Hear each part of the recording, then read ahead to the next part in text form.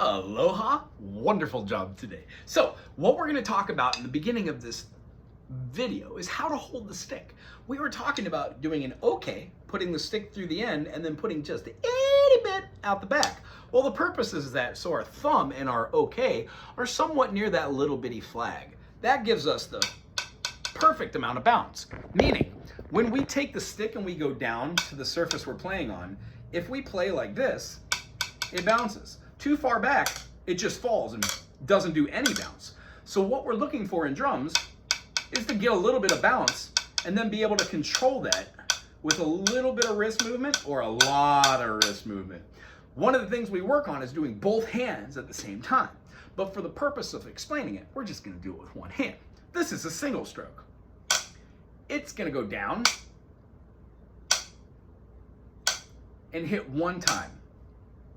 Meaning, if I did more than one time, that would be a double stroke. And then a triple stroke. And then a... See where I'm going with this? So our notes are derived from one single note. It's the quarter note. It's called a bereave. When we play this quarter note, 1, 2, 3, 4. 1, 2, 3, 4. 1, 2, 3, 4. 1, 2, 3, 4. I count quarters, and you're going to count quarters too as 1. 1, 2, 3, 4. But when we play on only the 1, we're exhibiting whole notes. Whole note is one of two notes that is open.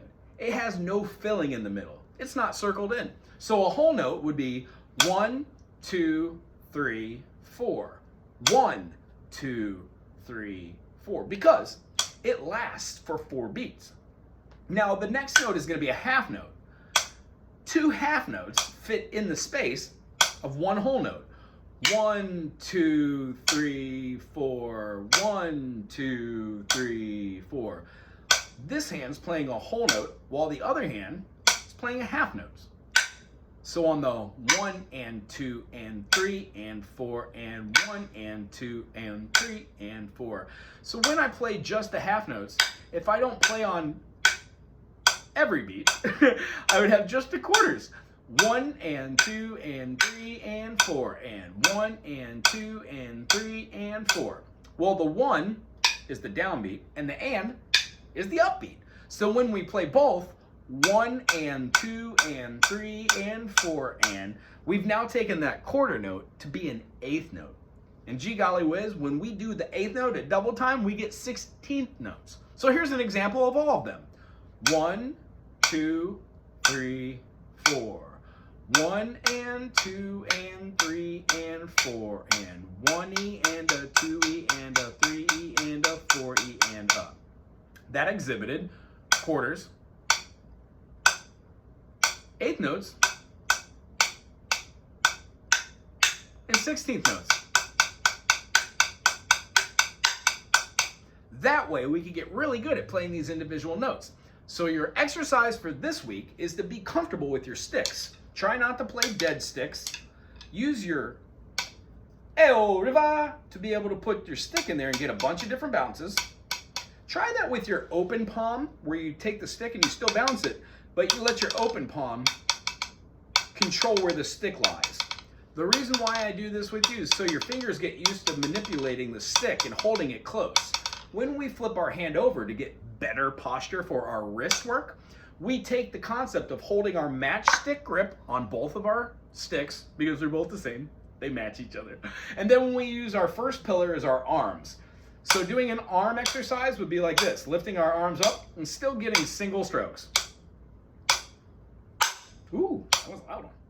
And we don't want to hit flat like there. We want to have the tip up just a little bit. Our arms should not be stiff like a robot or like you're beating the rock with a sledgehammer. You want it to be kind of loosey-goosey where your stick still gets a bounce. This is the first pillar of drumming. It's called the arms. The next pillar is called the wrist. We keep our hands flat, pull back, come down, pull back, come down, pull back, come down, pull back, come down, pull back, come down, over and over and over again, and we exhibit our notes, like quarters that I'm playing now, or eighth notes, or 16th notes.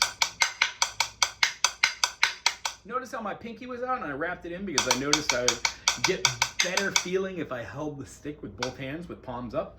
And then the third pillar of doing the rhythm exercises for our rudiments here, the 40 rudiments, we've got our arms, we've got our wrists, and then the next one, fingers. We use a little bitty fulcrum of moving these back and forth and not using our hands up and down, or using our wrist. We simply use the stick and our fingers. So watch the first pillar, my whole arm's moving. Second pillar is the wrist, where only the wrist goes up and down and my arm doesn't go up and down. And then the third one is my wrist isn't going up and down. My fingers are controlling the up and down. Now granted, this is a hard one, which is why we didn't even talk about it today. But what we're gonna do is we're gonna get our single strokes to look like this. And what happens is when we go faster on anything, it changes the speed and the interaction of the end of the stick, thusly turning into something that's gonna need a little bit of wrist work, and then eventually, just finger work. And what happens is, arms are for being loud with no precision, and then fingers are for having a lot of precision, but not a lot of loudness. Okay, we're gonna work on those, but to recap, for what your exercises is this week, try and flip your stick upside down just one time.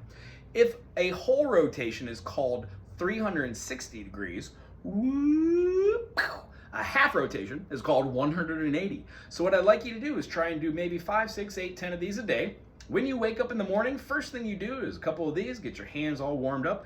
It teaches hand and eye coordination. The next thing I'd like to have you do after doing a couple of these, doesn't matter if you capture them or not, you eventually will get better at doing it. The next thing is to take a deep breath, single stroke, single stroke, single stroke, single stroke, double stroke, double stroke, double stroke, double stroke, and then 1E and a, 2E and a, 3E and a, 4E and a.